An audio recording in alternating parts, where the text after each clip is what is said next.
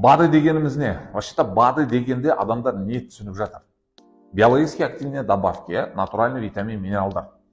Маған адамдар айтады, ой, БАДы болмайды. БАДы дегеннің пайдасы жоқ. Ол БАДы түкке де пайда бермейді деген сөздерді айтады. Мен айтамын да, сіз білесіз ба БАДы деген не ол? Не ол? Маған қарапайым тілде түсіндіріңізші. БАДы деп нені айтады дедім. Өзі білмейді не екенін.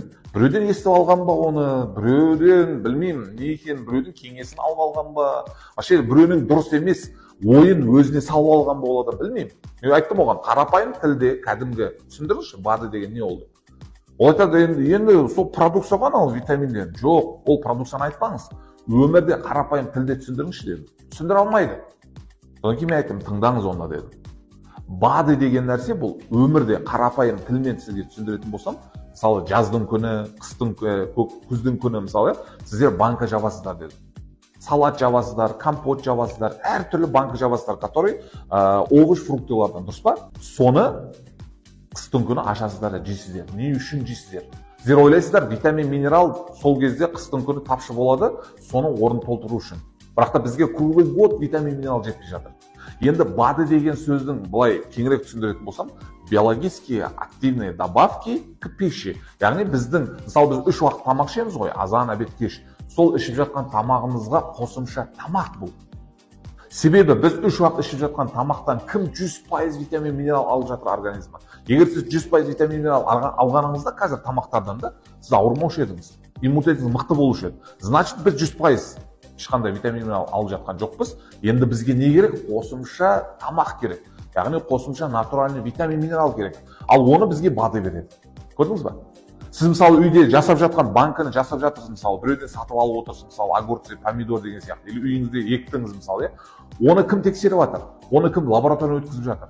Кім былайша айтқанда тесттен өткізіп жатыр? Ешкім. Но білеміз, что натуральный екен деп біз ешкімге қарсылығымыз жоқ, ешкімге жала жаппаймыз да, дайындап жей береміз. Ал мына БАДыларды, біздің натуральный продукцияларды тексеруден өткізеді, лабораториядан өткізеді, бүкіл тесттерден өткізеді. Мыңдаған доктор, медицинский профессор, науктардың тексеруден өтіп жатыр олар. Қаншалықты сапасы мықты емес екен туралы.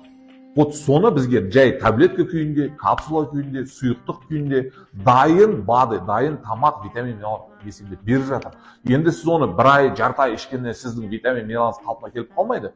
Ішіңіз өміріңіздің соңына дейін. БАДы деген бұл тамақ, сіз азанда, обедте, кешке өмірдің соңына дейін тамақтанасыз ғой. Өміріңіздің соңына дейін тамақ жейсіз, нан жейсіз, су ішесіз, не үшін? Керек. Витамин, минерал, БАДы тоже керек. Бір ай, 2 ай ішіп алып, менде нәтиже болған жоқ, болды деп тастап кету болмайды. Өміріңіздің соңына дейін қолданыңыз БАДы.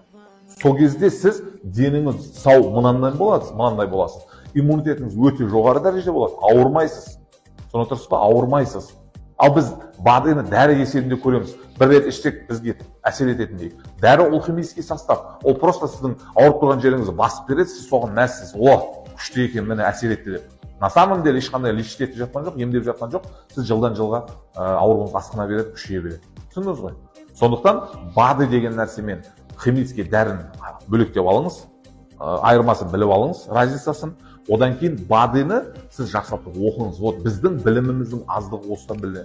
Білім аз ғой бізде. Егер де білім аз болмаса, біз оқысақ, ізденсек, БАДы деген не ол, мына витамин қандай екен, көрейін, бұның тарихы қандай болады екен. Сіз ізденсеңіз бар ғой, натуральный витаминнен басқа нәрсе қолданбайсыз, біз сияқты. Химический дәріге мүлдем жоламаушы едіңіз. Біліміңіз жоқ болғаннан кейін ғой.